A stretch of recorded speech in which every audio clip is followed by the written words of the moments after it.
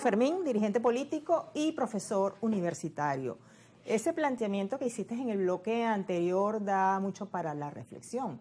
Te pregunto, en términos porcentuales, ¿cuántos venezolanos, o del 1 al 10, como mejor te parezca, cuántos venezolanos no apuestan por el éxito del país, independientemente de los factores que en este momento gobiernan?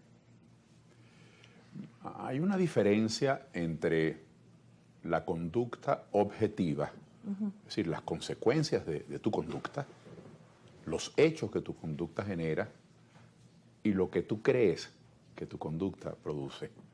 Son situaciones distintas. Vamos a Por poner ejemplo, una persona puede creer, vamos a incidir en el fenómeno que estábamos tratando, que era el bloqueo.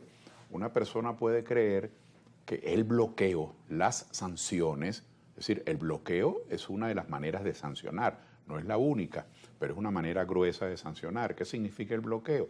A ese país no se le compre, a ese país no se le venda, a ese país no se le preste, a ese país no se le atiende en ningún centro financiero, es decir, a ese país se le aísla, ese es el bloqueo. Hay quienes creen que haciendo eso, bueno, si hacemos eso, dirán algunos, si hacemos eso, al gobierno no le entra dinero. Si no le entra dinero, entonces el gobierno no puede atender las necesidades. Si no las puede atender, aumenta el descontento. Y si aumenta el descontento, lo tumbamos. Es decir, eso es lo que esta persona, del ejemplo que estamos poniendo, esta persona cree que es su conducta. Esa es la percepción de su iniciativa. Pero la conducta real, las consecuencias del hecho, es que al no ingresar el dinero, bueno, resulta que el gobierno, cualquiera que sea, pero en este caso es el gobierno de Maduro, no tiene capacidad de respuesta. Al no haber capacidad de respuesta, la calidad de vida de los servicios públicos disminuye, desmejora. Al disminuir la calidad de vida, las razones que usted creía que usted estaba protestando, lo que esté agravándolas. Entonces, a eso me refería con el interés particular, cuando la gente cree que se le está comiendo, para decirlo ordinariamente, como si estuviéramos en la esquina en el kiosco, ¿no? La gente cree que está haciendo una gracia porque le está poniendo una tranca al gobierno y resulta que está haciendo una morisqueta porque eso se le devuelve en un boomerang al ciudadano. Por ejemplo, todos quisiéramos, un ejemplo de todos los días, los salarios de hoy son salarios miserables. Entonces los venezolanos quisiéramos un aumento de salario. Los empresarios privados comienzan a mejorar los salarios, no creas que mucho, pero comienzan a mejorar los salarios en unos niveles mucho mejor que el sector público.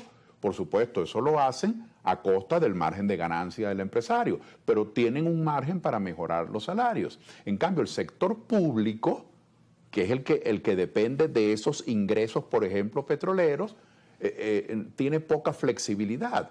Y yo estoy seguro, no tengo duda, hasta por razones electorales o electoreras, dirían algunos, hasta por razones electoreras o electorales o por conveniencias políticas o de imagen, a Maduro le encantaría subir mañana el 30% de los salarios.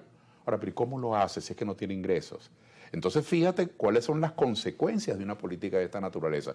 Por eso nosotros hemos sido insistentes, digo nosotros, Soluciones para Venezuela, aunque es un tema en el que estamos de acuerdo muchísimos venezolanos, en que el bloqueo va contra Venezuela. Entonces tú preguntabas, ¿cuántos venezolanos no apuestan al bien nacional?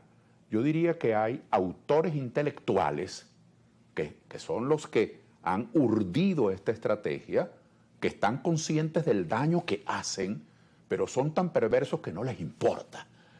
No les importa obtener el poder encima de los escombros y de las ruinas del país. Vamos a llamarlos los autores intelectuales. Y hay una gente inocente que va detrás repitiendo las cosas como loro, que creen que si ellos apoyan las sanciones, entonces son más opositores. Es decir, son más honestos porque le hacen una oposición más dura al gobierno sin darse cuenta que ese tipo de oposición es una oposición a ellos mismos. Así que yo creo que estos asuntos del interés nacional, y con los años, por cierto, Yesenia, yo no tengo una medida, un estudio que pueda respaldar lo que voy a decir, pero pero le he hecho el seguimiento año tras año a estos asuntos. Hay un porcentaje muy grueso, muy grueso. Hay una porción de venezolanos que al principio estaban con las sanciones, al principio, digo, hace 14 años, hace 12 años, hace 10 años, estaban con las sanciones porque era una manera hasta de hacer catarsis, de decir, yo voy a castigar a este gobierno. Y sentían que eso era un acto cívico, porque era una sanción al gobierno, y creían incluso que la sanción era nada más que a los funcionarios altos del gobierno. Y yo he observado cómo en estos últimos 10 años una porción muy numerosa de esos venezolanos que al principio creían que eso era un buen acto, hoy dicen, no, la experiencia está demostrando que esto es contra el país. Es decir, ha habido un cambio de opinión, ha habido un cambio de actitud en esa materia.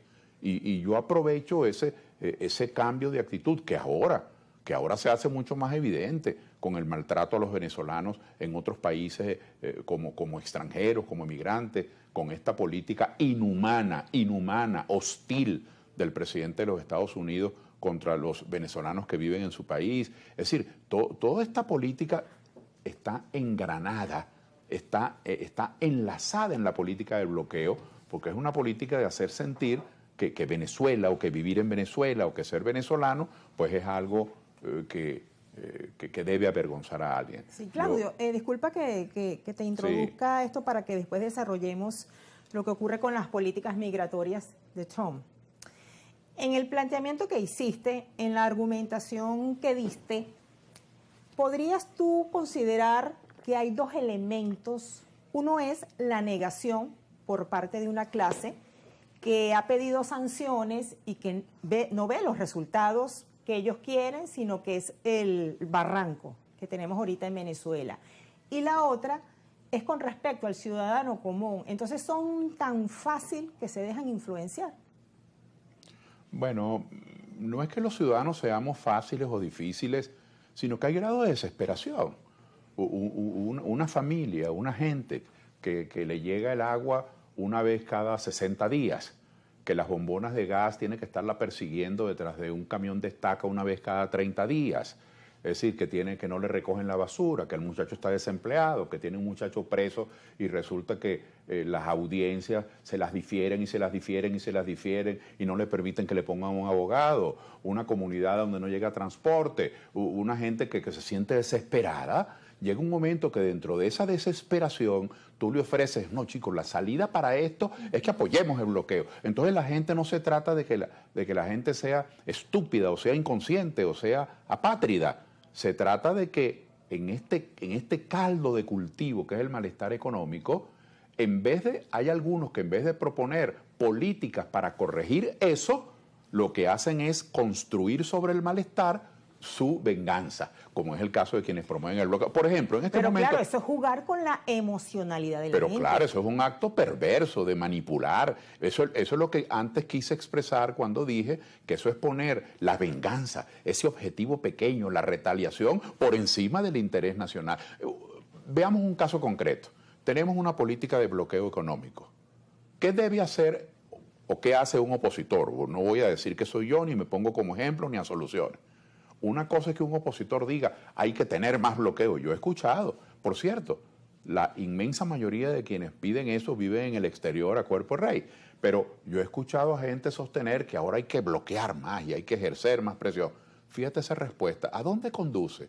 Eso conduce a un estrangulamiento, eso conduce a más pobreza, eso conduce a más conflicto, eso conduce a más miseria. Yo digo, pues no hagamos eso. Frente a esa política maluca, frente a esa política criminal contra los venezolanos del bloqueo, bueno, hagamos nosotros los venezolanos algo para reactivar la economía. Cosas... ¿Cómo qué? Por ejemplo, y voy a hablar con los ejemplos porque el tiempo aquí es fugaz en televisión, así que prefiero hablar por la vía de ejemplos más que por la vía del concepto. Ajá, pero esos ejemplos... Sí, pero voy. Lo vas a decir en el próximo regreso segmento. De esta pausa. Perfecto, sí. En el próximo segmento. Ya